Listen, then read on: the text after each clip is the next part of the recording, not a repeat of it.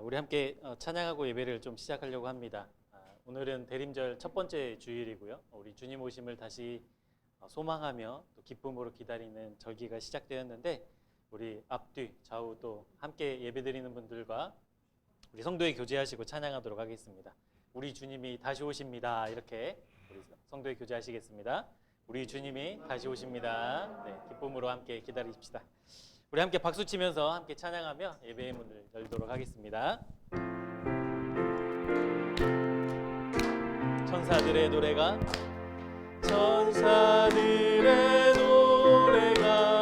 하늘에서 들리니 산과들이 기뻐서 메아리쳐 울린다.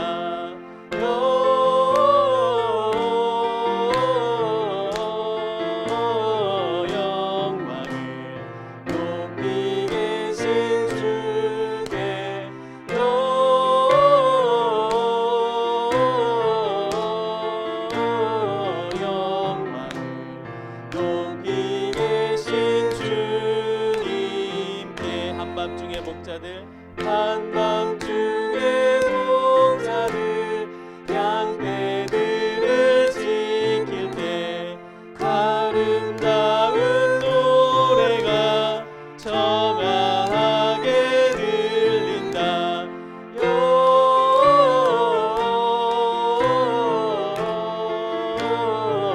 영광을 높이 계신 주께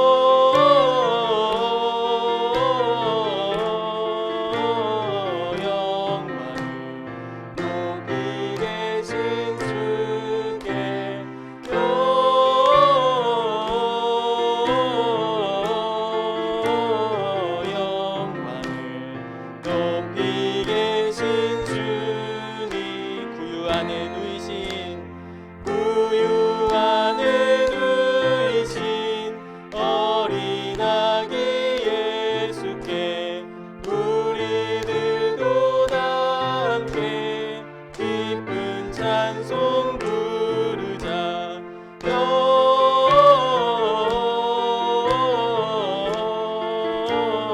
영광을 높이 계신 주께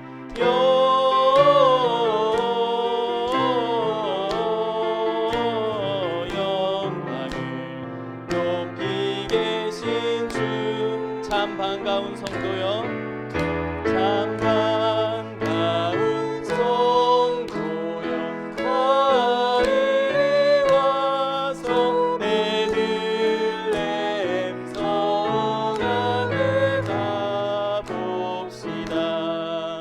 저 구유에 누이신 아기를 보고 엎드려 절하세.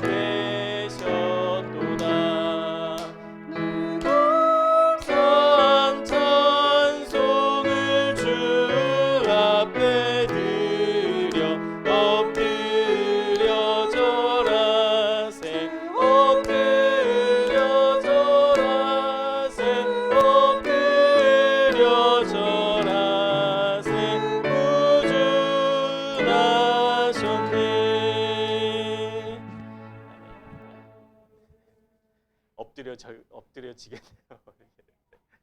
찬양을 준비하면서 막 다른 교회들은 막 드럼도 치고 막 그렇게 해서 확 신나게 했는데 이게 생 반주로만 하려니까 쉽진 않지만 우리 함께 찬양하실 거는요. 우리 슬픈 마음 있는 사람, 우리 주님이 왜 오셨을까? 이 땅에 왜 오셨을까? 이 찬양의 가사처럼 불완전한 우리를 다시 완전케 하시고 소망을 잃은 우리에게 완전한 소망을 주시기 위해 다시 오신 주님을 우리 함께 찬양했으면 좋겠습니다. 우리 박수 치면서 이 찬양도 함께 찬양하시죠. 슬픈 마음 있는 사람. 슬픈 마음 있는 사람. 슬픈 마음 있는 사람. 예수 이름 믿으면 영원토록 변함없는 기쁜 마음 얻으리. 예수의 이름은 세상의 소망이요. 예수의 이름은 천국의 기쁨일세. 거룩하신 주의 이름, 거룩하신 주의 이름. 너의 방패 삼아라. 환난 시험 당할 때에 주께 기도드려라. 예수의 이름은 세상의 소망이요. 예수의 이름은 천국의 기쁨일세. 존귀하신 주의 이름, 존귀하신 주의 이름. 우리 기쁨되도다. 주의 품에 안길 때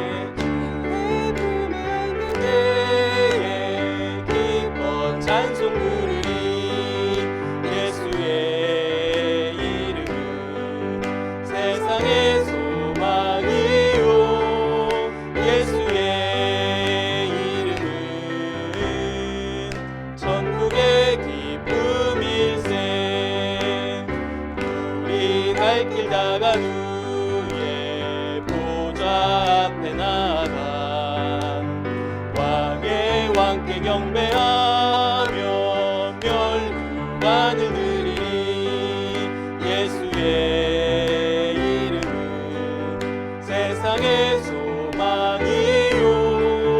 예수의 이름은 천국의 기쁨일세. 예수의 이름은 세상의 소망이요. 예수의 이름은 천국의 기쁨일세. 아멘. 우리 함께 옆에 좌우에 계신 분들과 이렇게 또 성도 교제하시죠. 예수의 이름은 세상의 소망입니다. 예수의 이름은 천국의 기쁨입니다. 그 하나님이 오늘 우리와 함께 하실 줄 믿습니다. 우리 함께 나는 예배자입니다 찬양하시면서 예배를 시작하도록 할게요.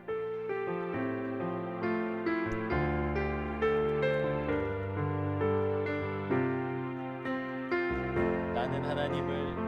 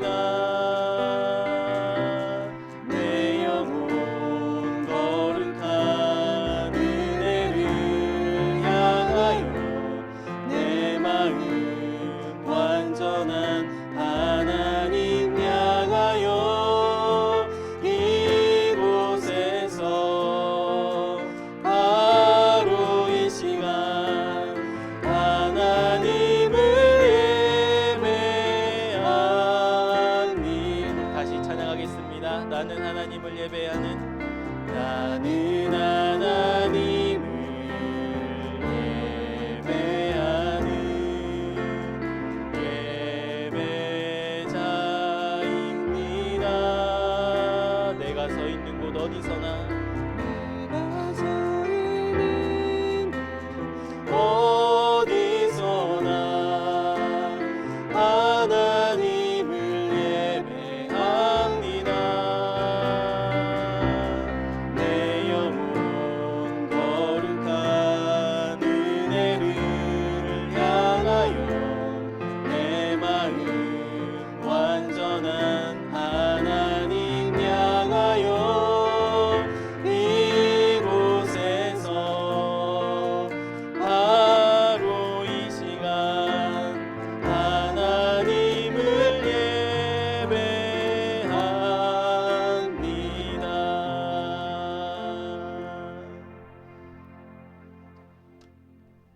예배합니다. 우리의 온 마음을 다해서 함께 한 목소리로 신앙 고백하심으로 우리 예배를 시작하도록 하겠습니다. 나는 전능하신 아버지 하나님 천지의 창조주를 믿습니다. 나는 그의 유일하신 아들 우리 주 예수 그리스도를 믿습니다. 그는 성령으로 잉태되어 동정녀 마리아에게서 나시고 본디오 빌라도에게 고난을 받아 십자가에 못 박혀 죽으시고 장사된 지 사흘 만에 죽은 자 가운데서 다시 살아나셨으며 하늘에 오르시어 전능하신 아버지 하나님 우편에 앉아 계시다가 거기로부터 살아있는 자와 죽은 자를 심판하러 오십니다. 나는 성령을 믿으며 거룩한 공교회와 성도의 교제와 죄를 용서받는 것과 몸의 부활과 영생을 믿습니다. 아멘. 우리 다 함께 찬송가 380장 나의 생명 되신 주 함께 찬양하시겠습니다.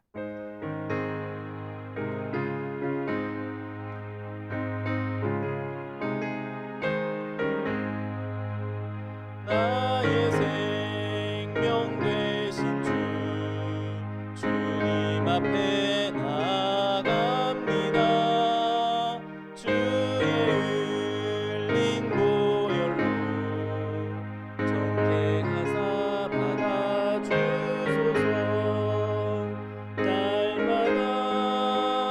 날마다 주를 찬송하겠네.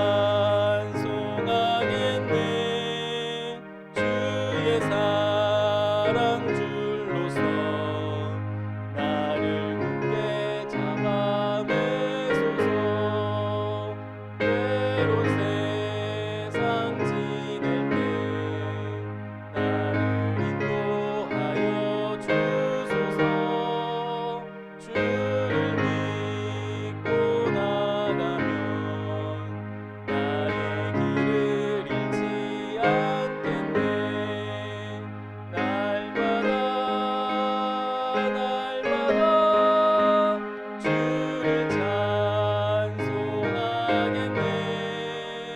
주의 사랑 줄로서 나를 굳게 잡아매소서.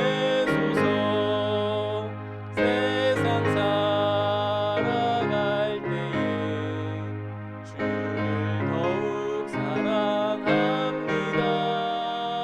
밝고 빛난 천국에 나의 영혼 들어가겠네. 날마다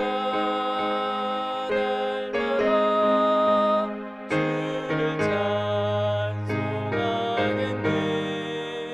주의 사랑 줄로서 나를 굳게 잡아매소서.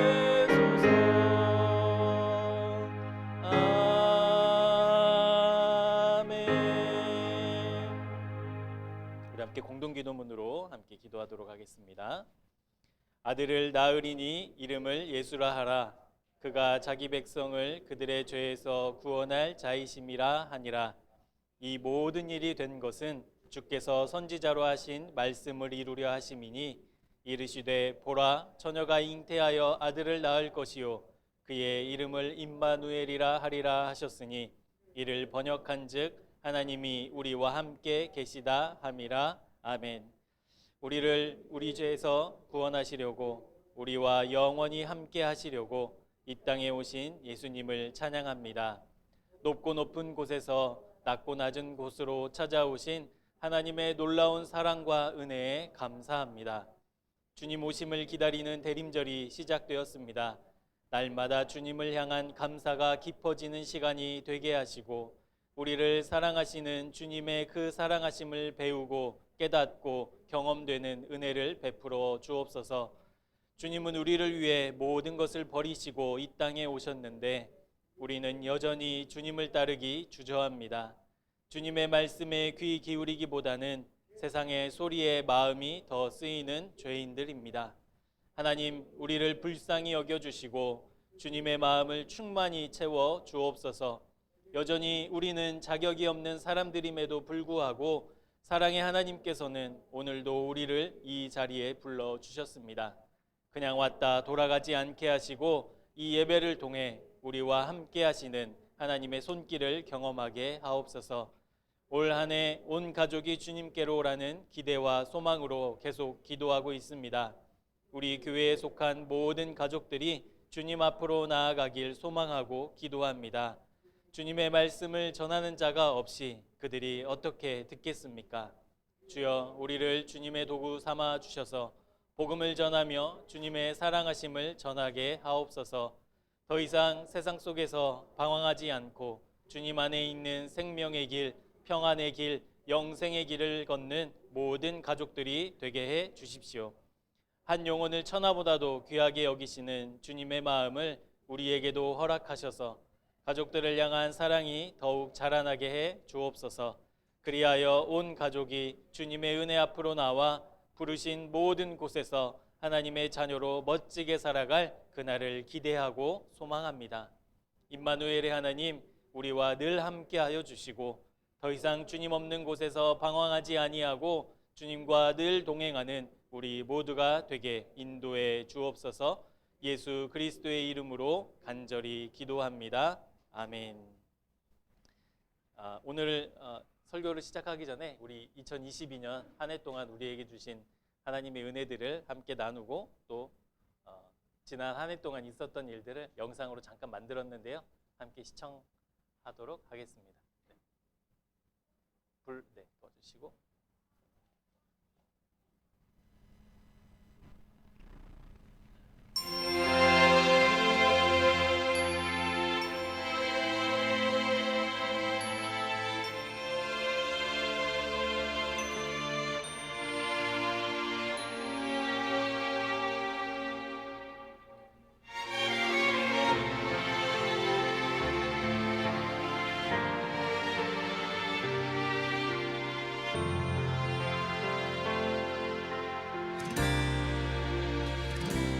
진정한 예배가 숨쉬는 교회, 주님이 주인 되시는 교회, 믿음의 기도가 쌓이는 교회, 최고의 찬양을 드리는 교회, 말씀이 살아 움직이는 교회, 성도의 사랑이 넘치는 교회, 섬김과 헌신이 기쁨이 되어 열매 맺는 아름다운 교회,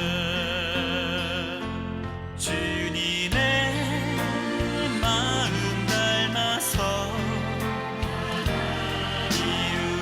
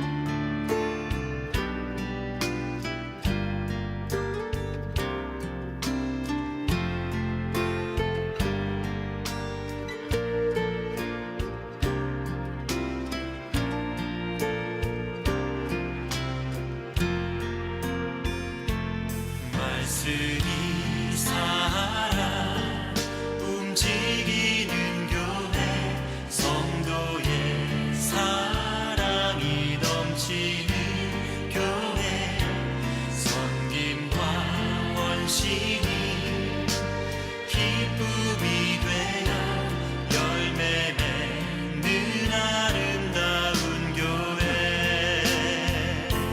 주님의 마음 닮아서 이웃을 사랑하는 교회 주님의 영광을 위해서 이 되신 주님 전하는 교회 주께서 사랑하는 우리 교회가 이런 교회 되게 하소서 주님의 마음 닮아서 이웃을 사랑하는 교회 주님의 영광을 위해서 이 되신 주님 전하는 교회 사랑의 불꽃이 활짝 피어나 날마다 사랑에 빠지는 교회 주께서 사랑하는 우리 교회가 이런 교회 되게 하소서 주께서 사랑하는 우리 교회가 이런 교회 되게 하소서 이런 교회 되게 하소서 이런 교회 되게 하소서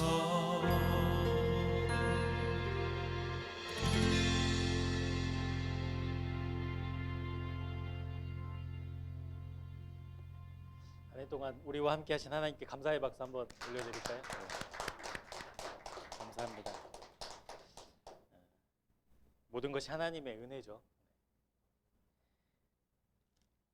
우리 이 마음을 가슴에 잘 품고 남은 한 해도 그리고 또 다가올 새해도 충성스럽게 하나님의 나라를 함께 일구어가는 우리 새생명교회 여러분들 다 되시기를 축복하면서 함께 말씀 보도록 하겠습니다. 하나님의 말씀은 창세기 11장 31절부터 12장 5절까지 말씀입니다. 구약 14쪽에 있습니다. 창세기 11장 31절에서 12장 5절까지 말씀. 제가 한 절, 여러분들이 한 절 그렇게 하나님의 말씀을 교독하시고 마지막 절 12장 5절은 함께 한 목소리로 읽도록 하겠습니다. 데라가 그 아들 아브람과 하란의 아들인 그의 손자 롯과 그의 며느리 아브람의 아내 사레를 데리고 갈대아인의 우르를 떠나 가나안 땅으로 가고자 하더니 하란에 이르러 거기 거류하였으며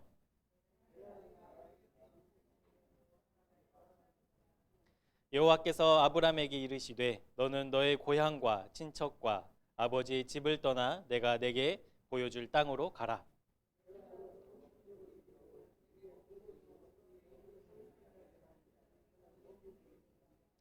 너를 축복하는 자에게는 내가 복을 내리고 너를 저주하는 자에게는 내가 저주하리니 땅의 모든 족속이 너로 말미암아 복을 얻을 것이라 하신지라.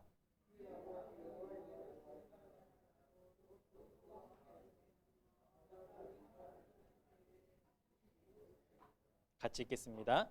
아브라함이 그의 아내 사레와 조카 롯과 하란에서 모든 소유와 얻은 사람들을 이끌고 가나안 땅으로 가려고 떠나서 마침내 가나안 땅에 들어갔더라. 아멘.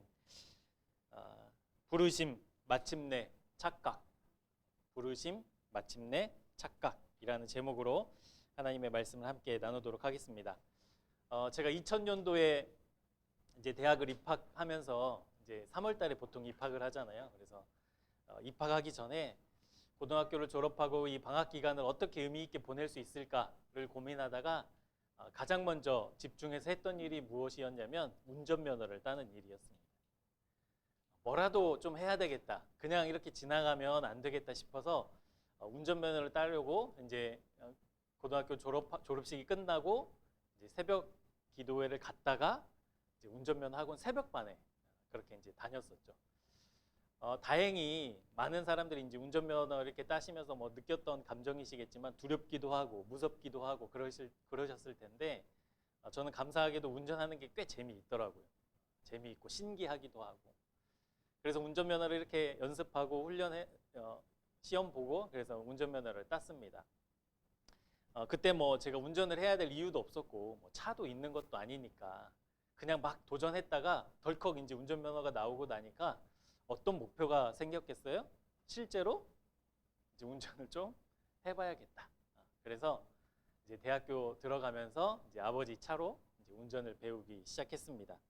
아버지가 옆에서 이렇게 앉아 계시면서 뭐 이거는 이렇게 이럴 때는 저렇게 해야 된다. 운전을 막 알려주시는데 아버지랑 이렇게 같이 있는 시간도 뭐 감사하고 또 신선하기도 했었고 또 내가 운전하는 차가 내가 가려고 하는 목적지에 간다는 것도 꽤 성취감이 있더라고요. 그래서 재미있게 운전을 연습하고 배우고 있었습니다.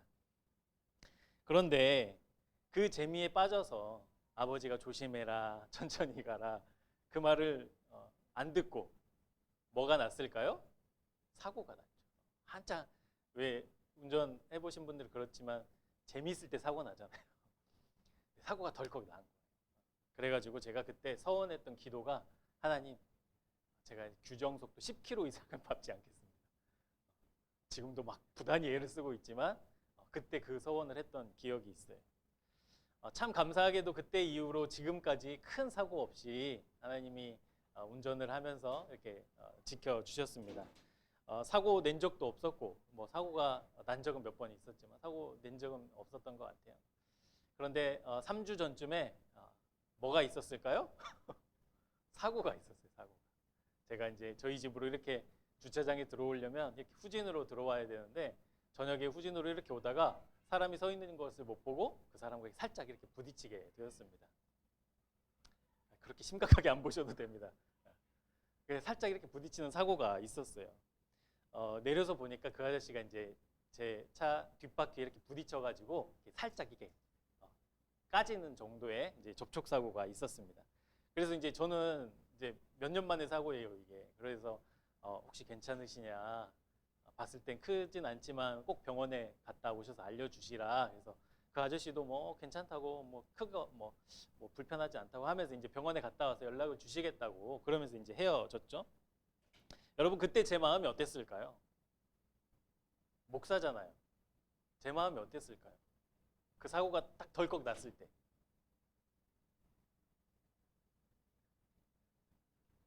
감사했어요. 감사. 뭐 특별한 게 아니라 아유 하나님 지켜주셔서 감사합니다. 크게 사고가 나지 않아서 감사합니다. 이것만으로도 감사합니다. 뭐 이런 마음이 있더라고요. 정말 그랬어요. 정말. 하나님 이거 진짜 조금만 안 지켜주셨으면 큰 사고 났겠다. 왜냐하면 안 보였거든요. 정말. 그 아저씨가 또 막 옷을 이렇게 막 무채색 옷을 입고 있어가지고 이렇게 카메라로도 잘 안 보이더라고요. 이 감사의 마음이 한 80%였고 20%의 마음은 또 어떤 마음이었을까요? 후회가 되더라고요. 그때 조심 좀 할 걸. 조심 좀 할 걸. 천천히 좀 갈 걸. 뭐 할 걸이라는 후회의 마음이 있었습니다. 그런데 이제 이 아저씨가 병원을 갔다 와서 저에게 연락을 해주시기로 했잖아요. 근데 연락이 안 오는 거예요. 일주일이 지나고 2주일이 지나고 연락이 안 오는 거예요. 여러분 제 마음이 어땠을까요? 아 괜찮은가 보다. 그렇게 담대한 사람이 아니어서 왜 연락을 안 주지? 왜 연락을 안 주지? 이 아저씨 도대체 무슨 생각하고 있는 거지? 막 그 해결되지 않은 찜찜함 있잖아요. 그게 계속 있는 거예요. 그래서 일주일 동안 뭐 가족들에게 표시 안 하고 얘기 안 했지만 자꾸 막 불편한 거예요. 마음이. 그 연락을 드려도 별로 답장도 별로 없고 그래서 막 마음에 이제 후회가 점점점 커지기 시작했던 거죠. 여러분 감사하는 것과 또 후회하는 것, 우리가 집중해야 될 마음은 어떤 마음이겠습니까? 감사의 마음인 거죠. 진짜 감사하더라고요. 지금 생각해봐도 큰 사고가 났으면 저도 감당하기 어려웠겠고, 이분도 뭐 일상생활에 지장이 있었으니 그 미안함을 어떻게 뭐 보상하고 뭐 처리하고 이런 걸로 어떻게 되겠습니까? 그러니까 되게 감사한 마음에 우리가 집중해야 되는데, 연락이 안 오고 이 아저씨가 무슨 생각인지를 모르니까 마음이 점점점 어떻게 변하면요, 후회하는 거에서 앞으로 어떻게 변했을까요? 또 마음이 분노로 바뀌더라고요. 분노. 어떤 분노였냐면, 아유 조심 좀 하지, 이 마음에서 아니 차가 들어오는데 왜 가만히 서 있어? 한 발자국만 뒤로 물러서고 옆으로 물러서면 괜찮은데, 차가 들어오는지 뻔히 알면서 그걸 왜 그냥 가만히 서 있는 거야? 이 아저씨 뭘 노리고 그런 거 아니야? 막 이런 마음으로 바뀌더라고요. 제가 이 일을 겪으면서 깨닫게 된 은혜, 하나님이 저에게 따끔하게 가르쳐 주시는 한 가지가 있었습니다. 그게 뭐였냐면, 여러분 나를 묵상하잖아요. 나에게 집중하잖아요. 그러면 묵상할수록 집중할수록 나는 어떤 사람이냐면 형편없는 사람이라는 것이 명확해져요. 우리가 그냥 바쁜 일상을 살면서 가끔 생각할 때는 이 정도면 꽤 괜찮은 사람이지 하지만, 나를 묵상하고 나를 생각하면 할수록 내가 형편없는 사람이라는 것이 점점 선명해진다고. 하나님이 이것을 다 깨닫게 해주시죠. 내가 생각하고 기도도 물론 했지만 이 시간이 가면 갈수록 이 후회에서 분노로 막 변하는 제 모습을 발견하면서 형편없는 사람이구나. 목사면 뭐하나, 사역을 수십 년 했으면 뭐하나, 뭐 이런 마음이 드는 거예요. 근데 이것이 하나님이 저에게 깨닫게 해주고자 하셨던 마음이었던 것 같아요. 너 묵상하면 더 형편없어. 더 너를 생각하면 더 저질이야. 그걸 더 발견하게 될 거야. 이렇게 하나님이 저에게 알려주시는 듯 했습니다. 여러분, 변명의 여지 없이 제가 잘못하고 제가 실수한 일이었음에도 불구하고 분노하고 탓하고 후회하는 그 모습, 감사는 점점 작아지고 후회와 분노는 점점 커지는 어쩔 수 없는 죄임, 그것을 선명하게 하나님이 보여주시더라고요. 그래서 사랑하는 여러분, 신앙은 그래서 무엇이냐면 하나님을 묵상하는 거예요. 나를 묵상하는 게 아니라. 믿지 않는 분에게 믿음이 무엇입니까? 하나님 묵상하는 거예요. 여러분, 그 하나님을 묵상하면서 하나님이 나를 바라보고 계신 하나님의 그 시선과 내가 하나님을 묵상하면서 하나님을 바라보는 시선이 만나는 것, 그것이 신앙생활이더라고요. 나를 보고 내 환경과 주변을 바라보고 그것을 묵상하면 원망과 저주와 불평과 질투, 좌절 이런 것밖에 남지 않아요. 내 환경과 나를 묵상하면 묵상할수록 나를 사랑하신 하나님은 점점 작아지고 사라지게 되는 거예요. 하나님의 계획도, 하나님의 일하심도, 하나님의 전능하심도 나를 묵상하면서는 존재하지 않는 거예요. 나와 내 주변을 바라보고 그것을 또 묵상하는 우리의 습관과 잘못을 이제 벗어나서 나를 바라보고 계시는 그 하나님께 우리의 시선을 다시 되돌리는 귀한 은혜가 있는 이 예배가 되기를 바랍니다. 나를 묵상하지 않고 하나님을 묵상하는 신앙생활로 하나님께 기쁨이 되는 우리 모두가 되시기를 축복합니다. 그래서 이 시간 나에게 집중했던 내 눈과 시선을 하나님께로 좀 돌려드리는, 나를 바라보고 계시는 그 하나님과의 시선이 만나는 귀한 은혜, 새롭게 하시는 은혜가 이 예배를 통해 함께하기를 기도합니다. 첫 번째로 오늘 본문을 통해서 하나님이 우리에게 말씀하고 계시는 한 가지는, 하나님은 여전히 나를 부르고 계시는 분이시라는 거예요. 하나님은 여전히 나를 부르고 계신다. 여러분, 우리가 성경을 처음 읽으시는 분들이 만나는 이제 구절이 있잖아요. 창세기 1장 1절 말씀인데요. 태초에 하나님이 천지를 창조하셨다라는 것을 이제 우리가 성경을 통해서 처음 보게 되는데, 여러분, 성경은 저번에도 한번 말씀드렸지만 이 말씀이 기록된 이유가 있다는 거예요. 하나님의 말씀을 이제 보기로 시작한 너희들이 이제 어떤 마음과 어떤 자세로 이 말씀을 봐야 되는지가 창세기 1장 1절에 딱 기록되어 있는, 태초에 하나님이 천지를 창조하셨다. 어떤 시선으로 우리가 성경을 바라보아야 하는가? 첫 번째는 믿음의 눈이라는 거예요. 믿음의 눈. 태초에 하나님이 천지를 창조하셨다라는 것을 여러분 과학적으로 증명할 수 있어요? 없어요? 없어요. 여러 증거들은 있고 정황들은 있지만 이 말씀을 과학적으로 증명해봐라. 증명할 수 없어요. 설명해봐라. 설명할 수 없어요. 그러면 여러분 믿음의 눈으로 과연 성경을 바라보지 않으면 여러분 이 말씀을 우리가 어떻게 해석하고 어떻게 적용할 수 있겠어요? 어떻게 사람들이 이해할 수 있겠어요?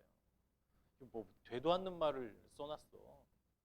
뭐할로 이런 쓸데없는 책을 봐, 이 글을 봐 이러시지 않겠습니까? 그런데 여러분 믿음의 눈으로 이 말씀을 보면 어떻게 변해요? 태초에 시작을 알 수 없는 모든 것의 그 처음인 그 순간에 하나님이 온 우주와 지구와 자연과 나와 내 인생과 이 세상에 있는 모든 사람들을 만드셨다. 야, 놀랍다. 야, 그 하나님 대단하다. 찬양하게 되는 거죠. 그러니까 이 믿음의 눈으로 우리가 성경을 봐야 한다라는 선언이 바로 창세기 1장 1절이라는 거죠. 두 번째로 하나님이 이 말씀을 통해서 우리에게 말씀해 주시는 이 믿음을 성경을 보는 눈은 바로 세상의 주인이 누구인가를 확인하고 세상의 주인이 누구인가를 알아야 이 말씀이 읽혀진다라는 사실이에요. 여러분 창세기를 통해서 하나님은 온 세상을 얼마나 아름답게 만드셨는지 얼마나 정교하게 만드셨는지 자세하진 않지만 대략적으로 이렇게 기록해 놓고 있습니다. 그리고 지금까지도 이 우주와 자연과 만물은 하나님이 계획하신 창조의 질서대로 움직이고 있지요.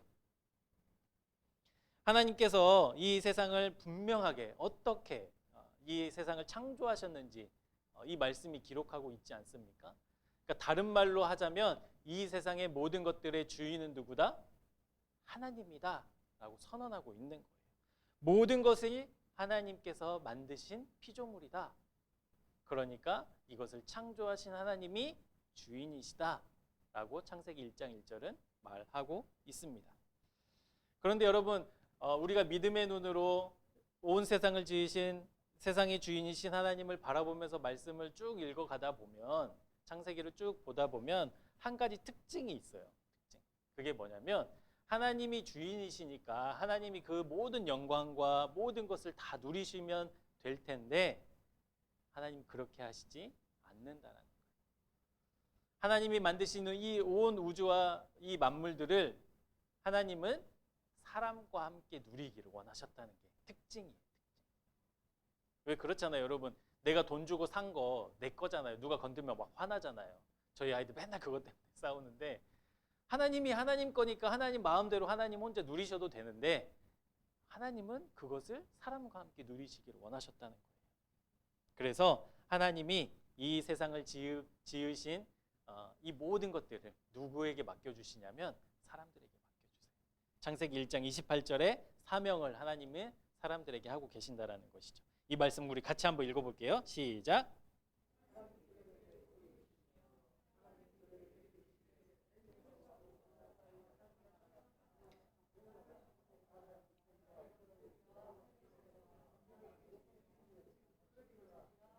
네, 하나님이 그들에게 복을 주셨고 그들에게 명령하셨어요. 생육하고 번성하라. 땅에 충만하라. 땅을 정복하라. 바다의 물고기, 하늘의 새, 땅에 움직이는 모든 생물을 잘 바라가니라 다스려라. 이 사명을 주신 거예요. 그러니까 온 세상의 주인이신 그것들을 만들고 그것의 주인이신 하나님께서 이것들 너희와 함께 나눌게 라고 말씀하고 있는 구절이에요. 하나님께서는 이 모든 것들을 사람과 공유하기를 원하셨다라는 거죠. 공유하기를 원하셨어요. 그래서 하나님의 역사는 언제나 사람이 함께하고 있어요. 우리가 성경을 쭉 보시면 보실수록 알지만 하나님의 말씀에 순종한 사람들이 있잖아요. 그 사람들을 통해서 하나님의 역사가 일어나는 거예요. 하나님 혼자 하실 수 있어요. 가능하시다고요. 그런데도 불구하고 하나님은 사람과 함께 하나님의 역사를 이루어 가시는 거예요. 그런데 여러분 그러면 사명을 받은 사람들이 어떻게 해야 돼요? 충성스럽고 정직하고 성실하게 이 사명을 감당해야 되잖아요.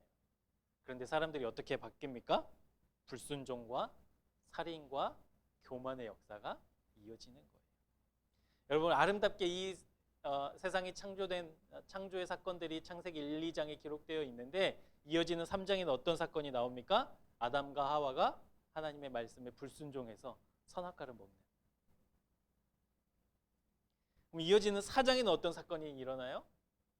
인류 최초의 살인 사건이 있다. 동생을 쳐 죽이는 형의 사건이 나와요.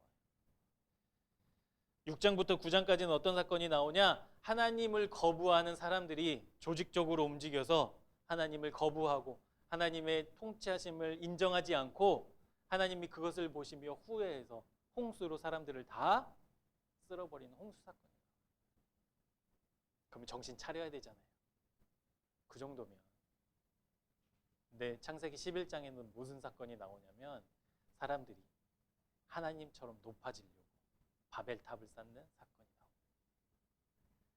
하나님은 이 모든 것들을 만드시고 사람들과 함께 하시기 원하셨는데 사람들은 처음부터 끝까지 계속 거부하는 거지. 다 하나님 것도 내 거라는 거예요. 아니, 내가 하나님이 되겠다는 거예요. 그게 인류의 역사였습니다. 여러분, 이쯤 되면 하나님 입장에서는 이제 이 세상을 창조하시는 그 하나님께서 이건 실패, 이건 치워버리고 이제 새롭게 역사를 쓰겠다 하셔야 될 정도예요. 지금 저희 집 아이들이 이제 공부하고 이렇게 노는 그 방에 보면 한숨이 나와요. 한숨이. 왜 한숨이 나올까요? 답답하거든요. 방이 막 온갖 잡동사니가 막 있어서. 여러분, 그걸 치우려면 어떻게 해야 돼요? 뭐 부모님들은 다 경험이 있으시겠지만 그것을 잘 자기 자리에 꽂아놓는다고 정리가 돼요? 집이 한 50평, 막 100평 되면 모르겠어요. 근데 안 돼요. 버려야 돼, 버려야 돼. 안 쓰는 거.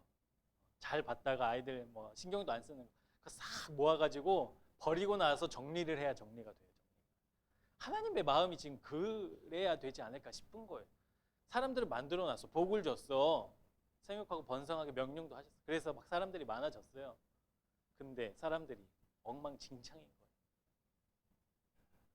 그러면 싹 치우고 싹 없애고 처음부터 다시 하시든 아니면 사람들을 없앴다가 새로운 인류를 창조하시든 그렇게 하셔야 될 정도라고요. 인류의 역사, 우리의 역사가 그렇다는 겁니다. 사람들은 도무지 하나님을 찾지 않습니다. 오히려 하나님의 자리까지 넘보는 그 교만을 보여주고 있습니다. 그러니까 하나님의 형상을 닮은 사람들이라 하더라도 조금 아까워도 그냥 버리는 게 낫다 싶어요. 제가 말씀 보면 볼수록. 저도 그래요. 왜 그렇게 하시지 않았을까? 그런데 하나님은 그런 사람들임에도 불구하고 다 지워버리고 다 지워버리고 다 없애버리고 새로 시작하셔도 될 정도의 그 사람들을 그럼에도 불구하고 여전히 부르고 계신다는 거예요. 그게 우리가 보고 있는 하나님의 말씀, 성경에서 계속 반복적으로 나오는 말씀. 다 없애버려도 될 건데, 다 과감하게 쓸어버려도 될 텐데 하나님은 그 사람들을 포기하지 않고 부르고 계신다라는 거예요. 그 교만하고 무례하고 자기만 하는 이기적인 사람들을 하나님은 부르고 계신다라는 사실입니다. 이것이 하나님의 사랑이에요. 태초에 인류를 하나님의 형상을 닮은 사람을 만드셨을 때 그 사람을 사랑하셨던 그 사랑이 한 번도 바뀌지 않으셨다. 여러분, 그 부르심이 바로 오늘 우리에게 주신 본문의 말씀인데요. 창세기 12장 1절부터 3절까지 말씀, 우리 성경책 펴셨으니까 한번 이 말씀도 같이 다시 한번 읽어보도록 하겠습니다. 여호와께서 아브라함에게 이르시되 너는 너의 고향과 친척과 아버지의 집을 떠나 내가 내게 보여줄 땅으로 가라. 내가 너로 큰 민족을 이루고 내게 복을 주어 내 이름을 창대하게 하리니 너는 복이 될지라. 너를 축복하는 자에게는 내가 복을 내리고 너를 저주하는 자에게는 내가 저주하리니 땅의 모든 족속이 너로 말미암아 복을 얻을 것이라 하신지라. 하나님이 지금 이 부르심을 듣는 아브라함을 어떻게 사랑하시는지 좀 여러분 느껴지세요? 교만했다고요. 하나님처럼 되려고 했다고요. 하나님을 거부했다고요. 그런데 하나님 지금 뭐라고 부르고 계세요? 어떻게 부르고 계세요, 아브라함을? 그렇게 부르고 계신 거예요. 하나님의 그 사랑은 한 번도 바뀐 적이 없어요. 처음 그 사랑이 여전히 변함없이 사람들이 어떤 죄를 지었든지 상관없이 사람들을 부르고 계신다라는 겁니다. 여러분, 지금 아브라함이, 우리가 생각하는 아브라함이 믿음의 조상이고 복의 근원이지만, 지금 이 하나님의 부르심을 듣는 이 순간의 아브라함이 지금 이 땅에 살고 있는, 그 땅에 살고 있었던 사람들보다 더 낫고 더 믿음이 좋고 더 순수했을까요? 그냥 아브라함도 같은 사람들 중에 한 명이지 않았겠습니까? 그가 어떤 자격을, 부르심을 입을 만한 자격을 갖추었다? 확신할 수 없어요. 아브라함 역시도 그 땅에 살고 있는 많은 사람들과 그냥 별반 없는 똑같은 사람이었을 겁니다. 그럼에도 불구하고 하나님의 부르심은 멈추지 않았다는 거예요. 여전히 부르고 계신다라는 거예요. 여러분, 이 부르심이 아브라함을 부르셨거나 오래전 사도 바울을 부르심으로 끝난 것이 아니라 오늘 지금 여기에 앉은, 여기에 함께 모인 우리들에게도 하나님의 부르심이 여전히 있다라는 사실이죠. 하나님은 여전히 우리를 부르고 계십니다. 왜냐하면 하나님의 그 사랑은, 하나님의 그 사랑은 하나님의 일을 누구와 함께 하고 싶으시다? 사람과 함께 하고 싶으시다. 내 형상을 닮은 사람과 함께 하고 싶으시다. 이 사랑이 변함이 없기 때문에 그렇습니다. 그리고 하나님은 여전히 이 시대에 하나님의 일을 하나님의 사람들과 함께 하고 싶어 하시기 때문에 그렇습니다. 그래서 하나님이 우리를 여전히 부르고 계신 거예요. 여러분, 그것이 은혜 아닙니까? 그것이 복음 아닙니까? 우리를 부르고 계신다. 자격 없고 능력도 없는 우리를 여전히 부르고 계신다. 우리는 기회만 되면, 분위기만 되면, 환경만 되면 죄 짓잖아요. 아까 설교 시작하면서 나를 묵상하고 나를 생각하면, 여러분, 우리는 그런 사람이에요. 형편없는 사람들. 하나님을 떠나고 세상 것에 더 좋아서 막 집중하고, 그런데도 불구하고 하나님은 여러분을, 저를 여전히 부르고 찾고 계신다라는 사실이죠. 하나님의 이 부르심의 특징이 또 하나 있는데, 그게 뭐냐면 우리가 어떤 모습이냐, 어떤 환경이냐, 어떤 자세를 가졌느냐, 어떤 마음이냐, 이것과는 상관이 없다는 거예요. 그냥 부르고 계십니다. 그냥 어떤 것을 해놓았냐, 우리에게 자격을 보시기 전에, 자격을 따지시기 전에 하나님은 우리를 부르고 계신다라는 사실이죠. 그래서 여러분, 내 모습이, 내 환경이 하나님의 부르심을 받을 만한 환경이 아니다고 좌절하실 필요가 없어요. 여러분, 제가 그 좌절에 빠졌다면 한 3주 전부터 지금 막 정신없이 살아야 돼요. 난 형편없는 사람, 그 마음이 떠나지 않는데 어떻게 여러분 목사로서 살아갈 수 있겠습니까? 어떻게 지금 이 자리에서 설교할 수 있겠습니까? 하나님의 부르심, 그것과 상관없는 거예요. 하나님은 그냥 우리를 부르고 계시는 거예요. 하나님이 처음 창조하셨던 그 사람을 사랑하셨던 마음으로 여전히 우리를 부르고 계신다는 거예요. 그러니까 자격 없다고 좌절하지 마세요. 나는 그런 모습이 하나도 없는데 하나님의 부르심에 응답할 어떤 믿음이나 신앙이나 이런 거 준비되어 있지 않은데, 아니, 하나님 상관없어요. 하나님 부르고 계세요. 그래서 찬송가 528장에도 이렇게 가사가 되어 있지 않습니까? 예수가 우리를 부르는 소리. 돈 1,000만 원씩 가지고 와라. 아니잖아요. 예수가 우리를 부르는 소리. 헌금 많이 해라. 아니잖아요. 예수가 우리를 부르는 소리. 오라, 오라, 방황치 말고 오라. 오라는 것. 사랑하는 여러분, 하나님은 여전히 우리를 부르고 계십니다. 우리의 상관과 자격과 조건과 상관없이 아브라함을 부르셨던 그 하나님이 우리를 부르고 계세요. 그 부르심에 아브라함처럼 우리가 응답하셨으면 좋겠습니다. 그런데 이 부르심이 누구에게나 다 있어요. 이 세상을 살아가고 있는 모든 사람들 하나님 부르신다고요. 그런데 하나님의 이 부르심이 역사가 되어야 하지 않겠습니까? 하나님의 역사로까지 이어져야 되지 않겠습니까? 그러면 어떻게 해야 되는가? 여러분, 아브라함의 아버지는 누구죠? 데라죠, 데라. 데라의 고향은 우르였습니다. 고대 사회에서는 자기의 고향을 떠나는 일이 뭐 흔치 않아요. 자기가 태어나면 그곳에서 자라고 그곳에서 자손을 낳고 죽어요. 그래서 대대손손 그 장소가 이제 한 가문이, 민족이, 족장이 다스리는 곳이 되는 것이죠. 그런데 뭐 가뭄이 나거나 전쟁이 나서 자기의 고향을 잠깐 떠났다가도 그것이 정리가 되면 다시 돌아오는 삶을 살았는데, 여러분 데라는 지금 특별한 어떤 조건과 뭐 환경이 아닌데도 불구하고 고향인 우르를 떠나는 모습을 우리가 보게 됩니다. 창세기 11장 31절 말씀을 우리 같이 보시겠습니다. 데라가 그 아들 아브람과 하란의 아들인 그의 손자 롯과 그의 며느리 아브람의 아내 사레를 데리고 갈대아인의 우르를 떠나 어디로 갔어요? 가나안 땅으로 가고자 하더니 하란에 이르러 거기 거류하였다. 성경은 왜 데라가 고향 땅인 우르를 떠났는가 기록하고 있지는 않습니다. 그런데 학자들은 아마 이렇게 예상합니다. 하나님께서 데라를 부르신 것이 아닐까. 그 부르심이 아브라함만 부르신 것이 아니라 아브라함의 아버지 데라도 부르신 것이 아닐까 이렇게 주장하는 분들이 있다. 왜냐하면 여러분 나중에 보면 알겠지만 아브라함이 어디로 가냐면 원래 아버지가 가려고 했던 가나안 땅으로 다시 가거든요. 그러니까 그런 것을 봤을 때 아마 데라도 하나님의 부르심이 있어서 고향을 떠나지 않았을까 이렇게 생각을 합니다. 그렇다라면 데라도 하나님의 부르심을 받고 고향인 우르를 떠나 가나안 땅을 향해 삶을 터전으로 옮기는 일이 있었다면 여러분 그 데라의 믿음도 대단한 거 아닙니까? 자기 삶의 터전을 다 버리고 떠나는 거니까 대단한 거죠. 그런데 여러분 그 대단한 믿음을 가지고 떠난 데라가 하나님의 역사로 그의 인생이 펼쳐지지는 않아요. 왜냐하면 31절 하반절 여러분 보시겠어요? 데라가 가나안 땅으로 가고자 했지만 어디에 머물러요? 하란에 머물러요. 하란에 이르러 거기 거류하였다라고 성경은 기록하고 있습니다. 여러분 데라는 하나님의 부르심을 듣고 큰 결정을 내립니다. 자기 인생의 큰 도전을 지금 실행합니다.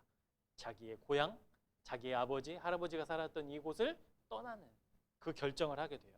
그리고 길을 떠납니다. 목적지인 가나안으로 향해서 길을 막 걷다가 하란이라는 곳을 딱 만나요. 어떤 이유에선지는 알 수 없지만 데라가 하란에 도착해서 그 하란에서 정착해버려요.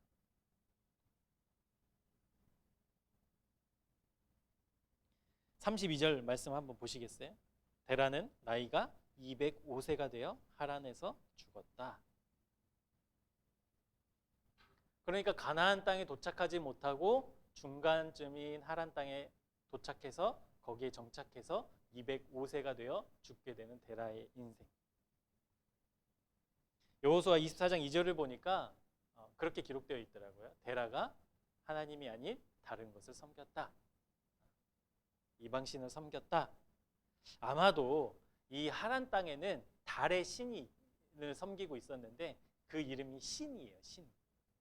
그러니까 이 하란 땅에서 편만하게 믿고 있는 그 신을 이 데라가 섬긴 것이 아닌가 생각해 볼 수 있습니다. 어쨌든 하나님의 부르심을 받고 큰 믿음의 결단을 했던 이 데라의 삶이 안타깝게도 하나님의 역사로 이루어지지 않았어요. 그리고 205세가 되어 죽었다라고 성경은 기록하고 있고 그의 인생은 거기에서 끝이 나게 됩니다. 부르심이 있었지만 그의 삶이 역사가 되지 못했어요. 하지만 아브라함의 삶은 어땠습니까? 여러분 12장 4절 말씀 한번 보시겠어요? 이에 아브라함이 여호와의 말씀을 따라갔고 롯도 그와 함께 갔으며 아브라함이 하란을 떠날 때 75세였다. 아버지가 정착하기로 한 그 하란 땅에서 아브라함이 하나님의 부르심을 다시 들었어요. 그리고 아버지를 따라 삶을 살아간 것이 아니라 데라가 머문 그곳이 하나님이 부르신 곳이 아니라 하나님이 어딘지는 모르겠지만 부르셨던 그 땅으로 가기를 원했어요. 그리고 거기에 순종했어요. 고향과 친척과 아버지의 집을 떠나라. 이 부르심에 아브라함이 응답했어요. 여러분 아브라함이 어디로 가야 될지 도대체 알고 있었을까요? 하나님이 그렇게 부르셨을까요? 아니었어요. 여러분 하란을 떠날 때 하나님이 어디로 가라라고 말씀하시지 않거든요. 내가 너에게 보여줄 땅으로 가라 그러시지. 그래서 여러분 아브라함이 어떤 결정을 하냐면 아버지가 가려고 했었던 처음에 가려고 했었던 그 땅 가나안으로 이제 발길을 옮깁니다. 짐을 싸고 사람들을 꾸리고 그렇게 아버지가 살고 있는 하란을 떠나서 이제 여정을 떠나게 되죠. 이렇게 쭉 계산을 해보니까 하란에 아브라함이 아버지와 함께 60년을 살더라고요. 60년. 60년 동안 살았으니 여러분 얼마나 삶의 터전이 또 마련됐겠습니까? 그것을 떠나는 거예요. 5절 말씀 한번 볼게요. 12장 5절 말씀. 아브라함이 그의 아내 사레와 조카 롯과 하란에서 모은 모든 소유와 얻은 사람들을 이끌고 가나안 땅으로 떠나서 마침내 가나안 땅에 들어갔더라. 여기서 우리가 집중해서 좀 보아야 할 말씀 단어는 뭐냐면요. 마침내라는 단어입니다. 마침내. 여러분 아브라함이 가나안 땅에 가는 도중에 유혹이 없었을까요? 하나님이 지키시고 보호하사 그 길을 순탄하게 하셨을까요? 그래서 안전하게 수월하게 들어갔을까요? 아니. 수많은 유혹과 수많은 위험과 수많은 위기들이 아마 있었을 겁니다. 가나안 땅에 가는 도중에 왜 좋은 땅이 없었겠어요? 여기 머물고 싶다. 여기 멈추고 싶다. 여기에서 내 인생을 펼치고 싶다. 왜 그런 땅이 없었겠어요? 있었을 겁니다. 그리고 길을 떠났지만 이 길이 맞는지 저 길이 맞는지 결정해야 될 때도 있었겠죠. 그 어려움이 다 있었을 겁니다. 그럼에도 불구하고 어떻게 가나안 땅에 도착했어요? 마침내 도착했어요. 여러분 그래서 하나님의 부르심이 역사가 되기 위해서는 이 마침내 신앙이 필요합니다. 마침내 신앙. 여러분 하나님의 길을 걷는 우리는 실패하지 않습니까? 하나님을 믿고 하나님의 믿는 그 믿음으로 살아가면 실패하지 않아요? 어떻게 말하느냐에 따라서요. 실패하죠. 실패합니다. 한번 보실래요? 여러분 사도행전 13장에는 바울과 바나바가 함께 협력하여서 이제 하나님의 비전을 품고 전도 여행을 떠나는 모습이 나와요. 얼마나 감격스러워요. 그렇게 하나님 핍박했던 바울이 이제 변화돼서 복음을 전하는 사람이 되었어요. 그게 사도행전 13장 말씀입니다. 그런데 15장에는 어떤 일이 벌어지는지 아세요? 마가 때문에 바울과 바나바가 댑다 싸워요. 크게 분노하고 막 싸워요. 그래서 갈라져요. 각자의 선교 여행을 떠나게 된다고요. 실패 있어요. 두 사람이 하나님 안 믿는 사람이 아니었잖아요. 있어요. 아픔이 있다고요. 여러분 예수님께서 십자가를 짊어지시기 전에 그 겟세마네 동산에서 기도하시죠. 얼마나 집중해서 얼마나 혼신으로 기도를 하셨는지 떨어지는 땀방울이 핏방울처럼 되었다라고 성경 기록하고 있어요. 예수님이 그렇게 기도하신 기도의 제목이 뭐였어요? 이 잔을 옮겨주십시오.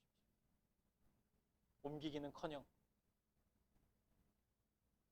하나님의 뜻대로 계획대로 예수님은 십자가에 못 박혀 돌아가셨어요. 여러분 기도가 이렇게 응답이 안 돼도 되는 거예요. 간절히 기도하면 여러분 기도 응답돼야 되잖아요. 하나님 들으시니까. 근데 안 됐다고요. 여러분 하나님께서는 하나님의 길을 걷는 우리에게 승리만 있을 것이다. 성공만 있을 것이다. 그렇게 말씀하시고 약속하신 적이 없어요. 그런 적이 없다고요. 내가 너와 함께 하겠다 약속하셨지. 오히려 고난을 받을 것이다. 오히려 핍박을 당할 것이다. 오히려 너희들 힘들고 어려울 것이다. 괴로울 것이다. 그러나 끝까지 견디는 자는, 끝까지 주님의 이름을 붙드는 자는 영광이 있다. 하나님 약속하셨는데 여러분 왜 그럴까요? 왜? 하나님 믿으면 좀 보호하고 좀 지켜주시면 좋을 텐데 왜 우리에게 그런 말씀 해주시지 않으실까요? 하나님의 관심이 우리의 관심과 다르기 때문에. 그게 뭐냐면 하나님의 관심은 우리가 어떤 상황에 놓여 있는지에 별로 관심이 없으세요. 네가 성공했니? 실패했니? 승리했니? 이거에서는 별로 관심이 없어요. 하나님의 관심은 오직 우리가 어떤 사람인가 이것에 관심이 있어요. 너 사고 났니? 너 불안하지? 힘들지? 아유 내가 위로해 줄게. 이게 아니라 너 지금 상황에 어떤 사람이니? 불평과 불만과 막 원망이 있을 때 너 어떤 사람으로 지금 이 상황을 대하고 있니? 하나님의 관심은 거기라고요. 기도를 막 했는데 응답되지 않아요. 답답해요. 막 때로는 하나님에 대해서 원망해요. 하나님이 그 모습을 보시고 기도해주지 않는 이유는 이렇게 설명하시는 게 아니라 너 지금 어떤 사람이니? 라고 하나님이 보고 계신다라는 거예요. 일이 막 잘 됐어요. 성공했어요. 기뻐요. 그때 너 어떤 사람이니? 너 돈 얼마 벌었니? 이걸 보시는 게 아니라고요. 하나님의 관심은 우리의 상황이 아니에요. 우리가 어떤 사람이냐? 이것에 관심이 있어요. 그래서 우리가 실패하든 하나님을 잘 믿기로 했는데 어려움을 당하든 때로는 믿음의 사람들과 갈등이 있든 그 상황에 하나님 집중하시는 게 아니라 그 상황에 놓인 우리에게 하나님 집중하고 계신다라는 거예요. 그래서 어떤 사람이 되느냐 이것이 중요합니다. 힘들고 어려웠지만 마침내 가나안 땅에 도착했던 아브라함을 집중하신 거예요. 동역자가 갈라지는 아픔을 겪었어요. 그럼에도 불구하고 바울과 바나바에게 하나님 집중하셨다고. 다윗이 죄를 지었어요. 전쟁을 해서 수많은 사람들을 죽였어요. 그래요. 그럼에도 불구하고 여전히 성경은 하나님의 마음에 합한 사람이 다윗이다라고 선언하는 이유는 그가 어떤 죄를 지었고 어떤 삶을 살았고 하나님의 집중은 거기 있는 게 아니라 하나님을 사랑했던 다윗에게 있었기 때문에 그 선언을 하고 있는 거예요. 그 평가를 하고 있는 거예요. 여러분, 데라는 분위기상, 여건상, 환경상 지금 하란이 좋은 곳이다라는 선택을 했습니다. 그리고 그냥 그곳에 머물러서 자기의 삶을 마무리합니다. 아브라함도 여전히 하나님의 말씀을 따라 여정을 떠났지만 그 떠난 여정이 믿음으로 선택했기 때문에 좋은 일, 기쁜 일, 행복한 일만 있었던 것이 아니라 데라가 겪었던 똑같이 포기하고 싶고 머물고 싶고 여기에서 장마 펼치고 내 인생을 정말 멋지게 펼쳐 보이고 싶은 욕구가 있었어요. 여전히. 그런데도 불구하고 마침내 가나안 땅에 도착했던 아브라함을 하나님 집중하셨다고요. 그곳에서 아브라함은 어떤 삶을 삽니까? 열국의 아버지, 복의 근원. 그냥 복 자체로 그의 인생을 살아가고 지금도 여전히 우리 마음과 믿음 속에 살아있지 않습니까? 사랑하는 여러분, 여전히 우리를 부르시는 하나님의 그 부르심의 은혜가 역사가 되기 위해서 여러분, 우리는 마침내 신앙을 가진 사람이 되어야 돼요. 마침내. 하나님의 그 부르심, 그렇지. 하나님의 그 약속, 그렇지. 마침내 이루어질 것을 믿고 우리의 환경과 여건과 상황이 조금 어렵고 내 뜻과는 조금 달라지고 기도가 응답되지 않아 답답한 상황 속에서도 마침내 그것이 이루어질 것이다 라는 믿음과 신앙으로 굳게 서 있는 저와 여러분이 되시기를 주님의 이름으로 축복합니다. 하나님의 말씀은, 하나님의 약속은 마침내 이루어져요. 마침내. 그래서 우리도 마침내 신앙을 가진 사람이 되어야 될 줄로 믿습니다. 그러면 이제 우리가 마침내 하나님이 반드시 이루실 것을 신뢰하고 그것을 소망하고 바라고 살아야 되는 결론에 이르게 되는데요. 그러면 그렇게 살면 돼요, 이제. 그런데 이제 문제는 뭐냐면 여기에서 우리가 착각에 빠지는 또 우리를 힘들게 하는 시련과 유혹이 있다는 거예요. 그래서 우리가 착각하지 말아야 할 것 한 가지를 짚고 말씀을 마무리하고자 합니다. 여러분, 우리의 신앙은 하나님만 바라보고 하나님의 하신 그 말씀이 마침내 이루어질 것이다. 그것만 붙들고 가면 돼요. 그게 신앙의 처음과 끝이에요. 그거면 돼요. 그런데 여기에서 아주 은밀한 유혹이 하나 찾아오는데 그게 뭐냐면 여러분, 마침내 신앙이 되기 위해서 그래, 내가 하나님 붙잡으면 되지. 그래, 내가 하나님 의지하고 살면 되지. 내가 애쓰고 노력하고 지금까지는 그러지 않았는데 조금 더 노력하면 그런 사람이 될 수 있지 라는 생각이 찾아온다는 거예요. 그 착각이 우리의 귓가에 조용히 울려 퍼지는 거예요. 그래, 노력하면 돼. 너 애쓰면 돼. 말씀 깨달았지? 이제 그렇게 살면 돼. 의지를 가져. 이게 우리의 귓가에 울리는 이제 유혹이라는 거예요. 우리 4절 말씀 한번 같이 보시겠습니다. 이에 아브라함이 여호와의 말씀을 따라갔고 롯도 그와 함께 갔으며 아브라함이 하란을 떠날 때에 75세였더라. 말씀을 따라 아브라함이 하란을 떠났어요. 그리고 아브라함이 그 말씀을 따라서 떠났던 그 걸음을 하나님이 대신 걸어주신 거 아니잖아요. 아브라함이 길을 떠나서 짐이 필요해요. 그 짐을 하나님이 대신 꾸려준 거 아니잖아요. 아브라함이 직접 걸었고 아브라함이 자기의 팔로 짐을 쌌고 아브라함이 자기의 노력으로 사람들을 꾸렸어요. 그렇게 출발했어요. 그래서 이제 가나안 땅을 가고 있는데 여러분 힘이 들면 얼마든지 자기가 멈출 수 있어요, 없어요? 있어요. 좋은 땅을 봤어요. 너무 좋다. 장막을 펼치고 거기에 머무를 수도 있어요. 모든 것이 아브라함의 의지였어요. 그렇게 할 수 있었어요. 굳이 하나님이 아니어도 내가 노력하고 애쓰고 이 광야길 걸어가면 결국에 내가 가려고 했던 목적지가 나타날 거야. 굳이 하나님이 아니어도 이런 마음이 있다고요. 우리에게. 내가 노력하면, 내가 애쓰면 이룰 수 있는 게 있어요. 그 착각이 우리에게 들어온다.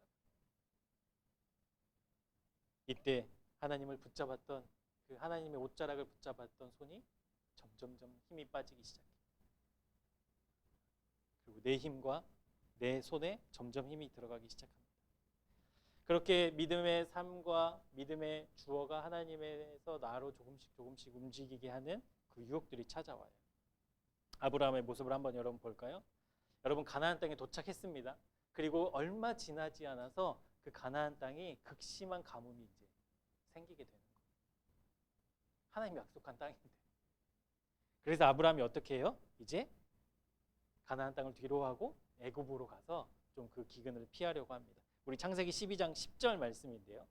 이 말씀 한번 같이 읽어보시겠습니다. 그 땅에 기근이 들었으므로 아브라함이 애굽에 거류하려고 그리로 내려갔으니 이는 그 땅의 기근이 심하였습니다. 여러분 이 일로 애굽으로 가면서 어떤 일이 벌어집니까? 애굽으로 가면서 내 아내 사라가 너무 예뻐. 그럼 사람들이 막 욕심내고 자기를 죽일 거야. 그러니까 내 누이라고 해야지. 그렇게 입을 맞추고 가요. 애굽의 바로가 봐요. 사라 예쁘네. 내 스타일이야. 데려와. 제 누이니까 데려가십시오. 그래, 너에게는 후대해줄게. 낙타, 말, 이런 거 혹시 금은 보아 막 주는 거예요.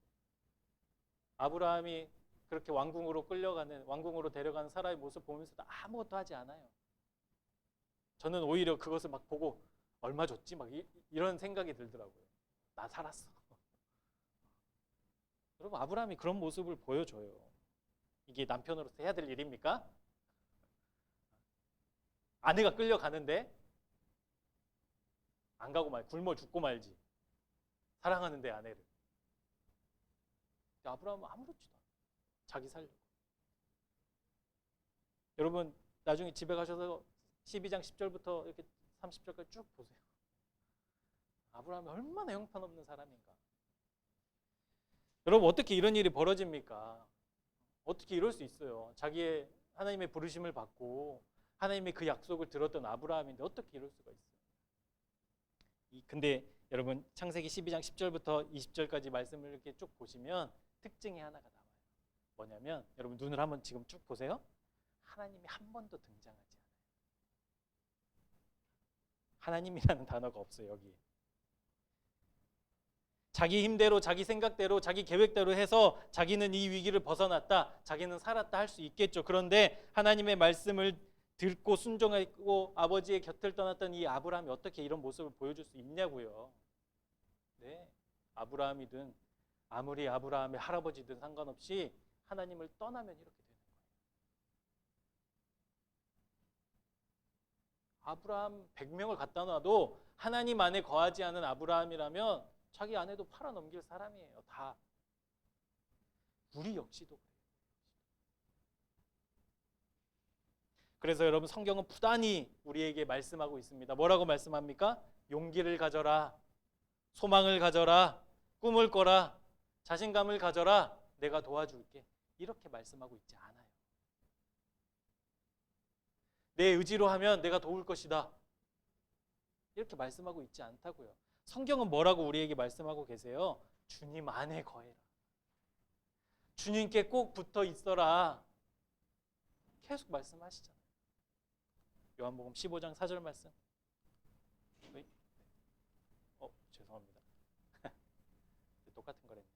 죄송합니다. 요한복음 15장 4절 말씀입니다. 내 안에 거하라. 나도 너희 안에 거하리라. 가지가 포도나무에 붙어 있지 아니하면 스스로 열매를 맺을 수 없음 같이 너희도 내 안에 있지 아니하면 그러하리라. 여러분 우리가 착각하면 안 돼요. 우리는 우리의 의지대로 꽤 많은 일을 할 수 있어요. 인정해요. 여러분, 우리가 노력하면 이룰 수 있어요. 인정해요. 그런데 우리가 주님 안에 거하지 않으면, 주님 안에 붙어 있지 않으면 이런 사람이 된다고요. 여러분, 포도가 어디에 맺힙니까? 줄기에 맺힙니까? 가지에 맺힙니까? 가지에 맺혀요. 가지에 주렁주렁 맺히죠. 그래서 가지가 이렇게 얘기합니다. 내가 열매 맺었다. 내 열매를 봐라. 얼마나 멋있니? 근데 농부가 가서 가지에, 줄기에 붙어있던 가지를 딱 자르는 순간 어떻게 됩니까? 그 열매 어떻게 변해요? 점점 마르죠. 형편없는 열매가 되죠. 그게 하나님이 우리에게 붙어 있으라고 말씀하시는 이유예요. 네 능력이 있죠. 우리의 능력이 있어요. 우리의 의지가 있어요. 우리에게도 힘이 있다고요. 그것으로 많은 일들을 할 수 있어요.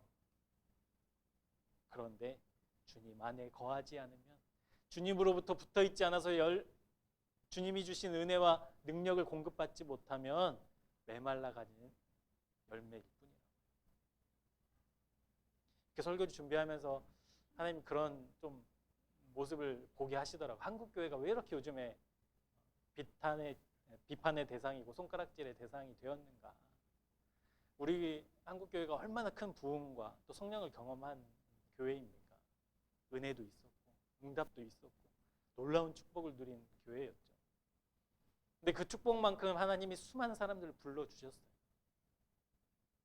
그런데 교회는 그 사람들을 의지하기 시작한 것 같아요. 그 사람들이 내는 돈을 의지했던 것 같고, 그 사람들이 가진 직업을 의지했던 것 같고.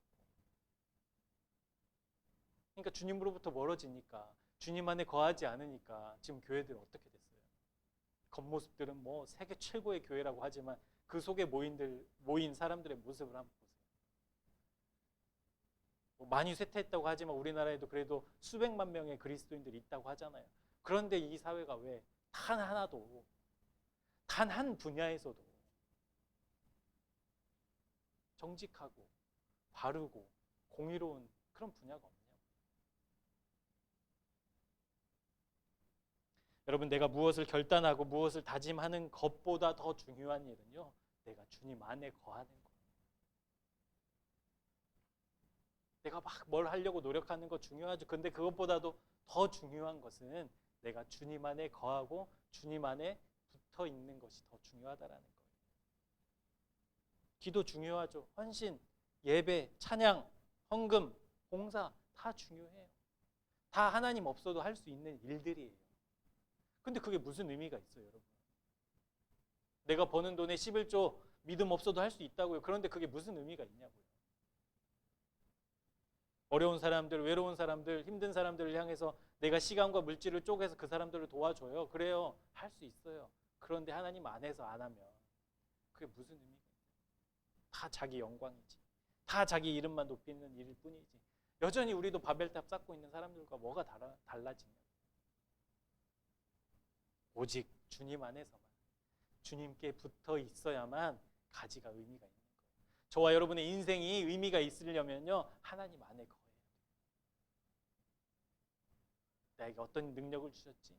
어떤 재능을 주셨지? 어떤 은사를 주셨지? 그것으로 내가 막 살려고 노력하고 애쓰는 것보다 내가 주님 안에 지금 있는가? 주님께 내가 연결되어 있는가? 붙어 있는가? 이게 먼저 선행되어야 한다는 거죠. 사랑하는 여러분, 오늘은 우리 주님의 탄생을 기쁨과 또 감사로 기다리는 대림절 첫 번째 주일입니다. 우리 주님께서는 우리와 함께 하시기 위해서 하나님이신 그분이 이 땅에 내려오신 놀라우신 사건을 기다리는 날이에요. 하나님의 부르심에 반응하지 않는 사람들을 위해서 말씀이 육신이 되어 직접 이 땅에 오신 사건이 바로 성탄이라는 사건이지요. 율법을 지키면 돼. 내 노력과 힘으로 구원을 얻을 수 있어. 예수님 필요 없어. 라고 주장하고 외치는 소리가 가득한 이 땅에 우리 주님이 찾아오셨다고요. 그 생각을 깨뜨리시려고, 그 생각이 잘못됐다고, 내가 없이는 안 된다고 주님 친히 이 땅에 오셨습니다. 그리고 언제나 그러하셨듯이 여전히 하나님은 우리를 부르고 계세요. 허망한 우리의 인생이 하나님의 아름다운 역사가 될 수 있다라고 우리를 부르고 계세요. 어떤 상황에 놓였는지 중요하지 않아요. 그리고 마침내 그것을 이루실 하나님 앞에 우리가 그 주님께 끝까지 여전히 붙어있는 귀한 은혜가 또 결단이 또 그 소망과 기쁨이 가득한 이 대림절이 되었으면 좋겠습니다. 주님 우리를 부르고 계십니다. 그 부르심에 아브라함처럼 우리 응답합시다. 기도하겠습니다. 우리의 조건과 자격과는 상관없이 여전히 우리를 부르고 계신 주님의 음성 듣기를 원합니다. 우리의 귀를 열어 주님의 부르심을 듣고 깨닫는 우리 모두가 되게 해 주십시오. 그저 우리를 사랑하시려고, 그저 우리를 구원하시려고 이 땅에 오신 주님을 기다리는 대림절이 시작되었습니다. 이 대림의 아침에 우리 모두 교회를 통해 주신 말씀을 기억하며 힘들고 어려운 일이 있어도 내 환경과 여건이 도와주지 않아도 마침내 가나안 땅에 들어갔던 아브라함의 믿음을 우리에게도 허락해 주십시오. 하지만 내 힘과 내 의지를 어느새 의지하고 있는 죄 가득한 모습을 봅니다. 오직 주님 안에 머물기를, 오직 주님께 붙어있기를 소망하며 기도하는 믿음의 사람들이 다 되기 원합니다. 주님 안에 거하는 기쁨, 주님께 연결된 감격을 우리에게도 허락하셔서 기쁨과 감격으로 주님 오심을 기다리는 이 대림절이 되게 해 주십시오. 이 시간 함께 찬양하며 기도할 때 주신 말씀을 기억하며 주님 안에서 참된 고백으로 찬양하고 기도하기를 원하오며 예수님의 이름으로 기도합니다. 아멘. 우리 함께 찬양하실 텐데요. 이게 또 복음성가라 우리가 함께 부르시는 게 또 쉽지는 않으실 텐데 이 찬양의 가사들을 여러분 잘 묵상하시면서 우리 함께 찬양했으면 좋겠습니다. 나는 믿네라는 찬양인데요. 날마다 주님과 함께 살아가길 소망하며 함께 찬양하도록 하겠습니다.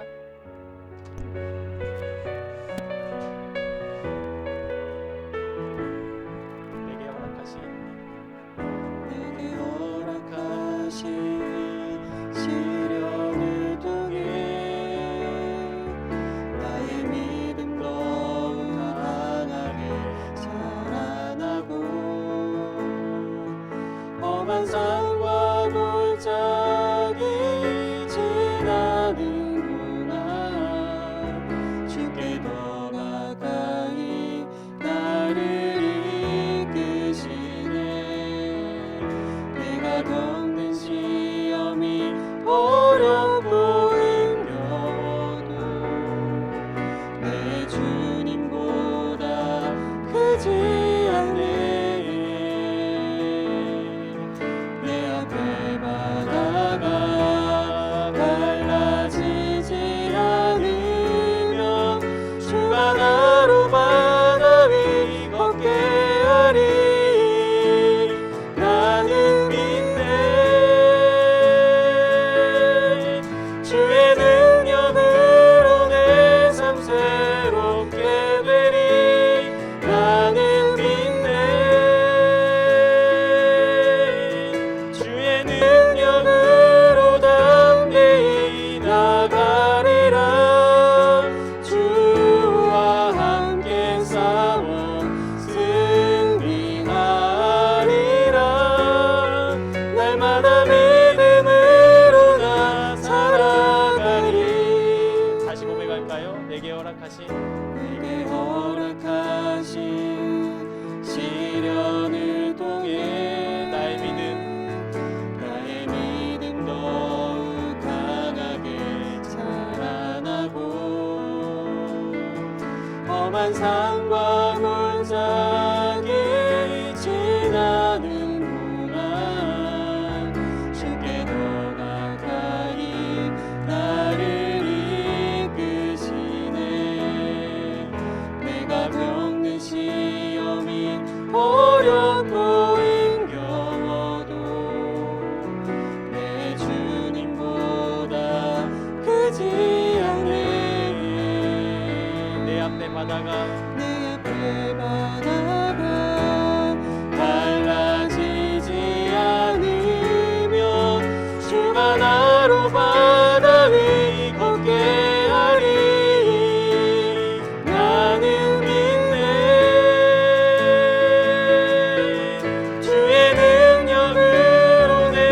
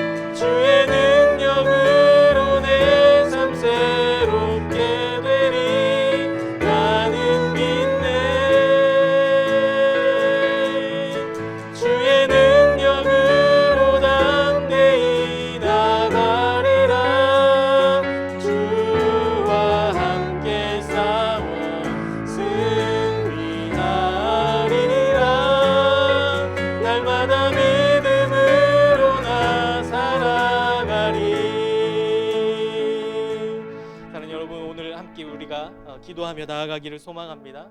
우리에게 하나님은 승리만 약속하시지 않았어요. 실패가 있고 어려움이 있고 괴로움이 있고 슬픔이 있다 말씀하고 계세요. 그런데 하나님이 약속하신 분명한 한 가지는 내가 너와 함께 하겠다. 내 안에 거하면 된다. 나에게 붙어 있으면 가능하다라고 말씀하고 계십니다. 우리의 삶을 이제 주님께로 주님 안으로 거하는 귀한 결단의 기도를 이 시간 우리 함께 했으면 좋겠습니다. 마침내 이루실 그 하나님을 소망하고 바라보며 하나님 나에게도 마침내 내 상황이 어떠하든지 내 환경이 어떠하든지 그것과는 상관없이 하나님 주님의 말씀을 붙잡고 마침내 그 말씀이 이루어지는 내 인생이 되게 하여 주옵소서. 그 기대와 소망으로 우리 함께 기도하며 나아가도록 하겠습니다. 사랑의 하나님 감사합니다. 오늘 우리에게 주신 말씀을 통해 아브라함도 어렵고 힘들고 괴로운 시간을 거쳤습니다. 하나님 승리만 있었던 것이 아니고 행복만 있었던 것이 아니고 즐거움만 있었던 것이 아닙니다. 그럼에도 불구하고 하나님은 그와 함께 하셨고 하나님 아브라함을 부르셨던 그 하나님의 부르심을 약속을 마침내 이루셨음을 우리가 눈으로 보게 됩니다. 아버지 하나님 우리의 신앙도 아브라함의 믿음처럼 하나님 마침내 신앙이 되기를 간절히 소망합니다. 우리의 상황이 어떠하든지 환경이 어떠하든지 그것과는 상관없이 하나님 여전히 이루실 그 약속을 붙잡고 다시 일어나는 우리 모두가 될 수 있도록 하나님 인도해 주옵소서. 하나님 나를 바라보고 계시는 그 하나님의 시선에 하나님 우리도 주님을 향한 시선으로 하나님 응답하기를 소망합니다. 하나님 나는 형편없는 사람이지 않습니까? 주님이 더 잘하시지 않습니까? 여전히 교만하고 여전히 죄악이 가득하고 여전히 나만 알고 여전히 욕심 많은 내 모습입니다. 하나님 그럼에도 불구하고 여전히 나를 부르고 계시는 주님의 그 부르심이 한 번도 변하지 않았다는 사실 하나님 감사합니다. 하나님 그 부르심에 이제는 응답하기를 원합니다. 그 부르심을 이제는 순전한 믿음으로 바라보기를 원합니다. 그리하여 하나님 내 인생이 주님의 놀라운 역사로 쓰여지는 귀한 인생 될 수 있도록 하나님 나에게 믿음을 더하여 주옵소서. 나에게 하나님 간절함을 더하여 주옵소서. 주님을 바라보고 다시 주님께로 갈 힘과 용기를 하나님 공급해 주옵소서. 주님 안에 머물며 주님께로 붙어있어 하나님의 열매를 만져내는 내 인생이 될 수 있도록 하나님 축복하여 주시기를 간절히 소망합니다. 하나님 우리와 함께 하시겠다는 그 약속 하나님 여전히 믿고는 믿음으로 나아가기를 소망하오니 하나님 오늘 우리에게 주신 이 말씀 그대로 이루어질 줄 믿사오니 아버지 하나님 우리의 삶이 우리의 인생이 우리의 시간이 하나님의 역사로 채워지는 귀한 은혜를 하나님 허락하여 주옵소서. 마침내 이루실 그 하나님을 바라보며 하나님 내 환경 속에서도 마침내 이루실 그 주님을 붙잡는 마침내 신앙인이 될 수 있도록 인도해 주옵소서.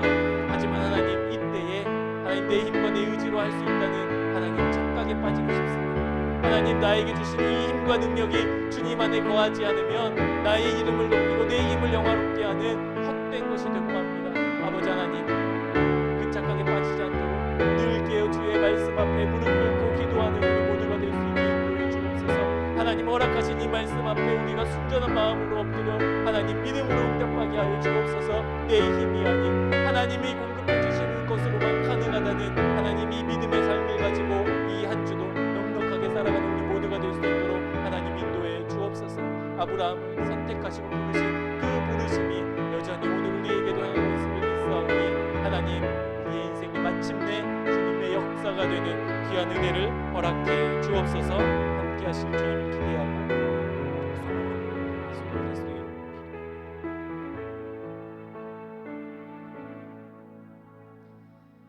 우리를 향한 사랑과 기대를 거두지 아니하시고 하나님의 나라와 뜻을 위한 협력자로 여전히 우리를 부르고 계신 하나님 감사합니다. 우린 그럴 자격도 그럴 힘도 없는 사람들인데 하나님께서는 오로지 우리를 사랑하셔서 은혜로 부르고 계십니다. 오늘 주신 말씀을 통해 주님의 부르심을 따라 마침내 가나안에 도착한 아브라함의 순종을 배우게 하여 주옵소서.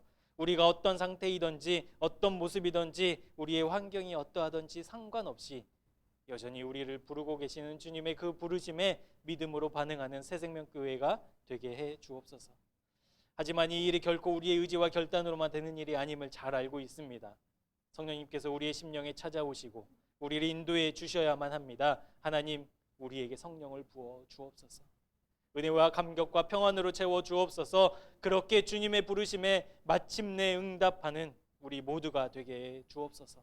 그리하여 주님 오심을 기다리는 이 대림절이 우리의 삶이 주님의 역사가 되는 아름다운 열매로 하나님께 드려지는 절기가 되게 하여 주시고 우리 모두의 삶을 통해 하나님의 역사가 이루어지는 은혜를 베풀어 주옵소서. 그 은혜에 감사하며 구별된 예물로 하나님께 드립니다.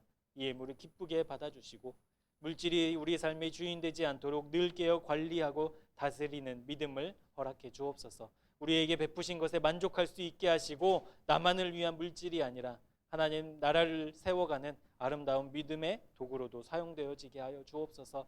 우리 교회에 허락하신 이 물질들이 사랑의 곳에 믿음의 곳에 적절하게 쓰여지게 하시고 쓰여지는 곳마다 주님의 향기와 사랑의 흔적이 남게 하여 주옵소서. 자격 없는 우리를 위해 모든 것을 버려두고 낮고 낮은 이 땅에 찾아오신 예수 그리스도의 은혜와 변함없이 우리 모든 사람들을 부르시고 우리와 함께 하나님의 역사를 이루시기 원하시는 하나님 아버지의 사랑하심과 이 부르심과 사역을 이루시려고 시간과 공간을 초월하여 역사하시는 성령님의 역사가 오늘 주신 말씀을 통해 나를 부르시는 주님의 음성을 듣는 우리 모두의 인생 위에 마침내 하나님 나라의 동역자가 되기를 다짐하는 교우들의 삶 위에 우리의 가정과 자녀들과 이웃들 위에 지금부터 영원토록 함께 하옵시기를 간절히 축원하옵나이다. 아멘.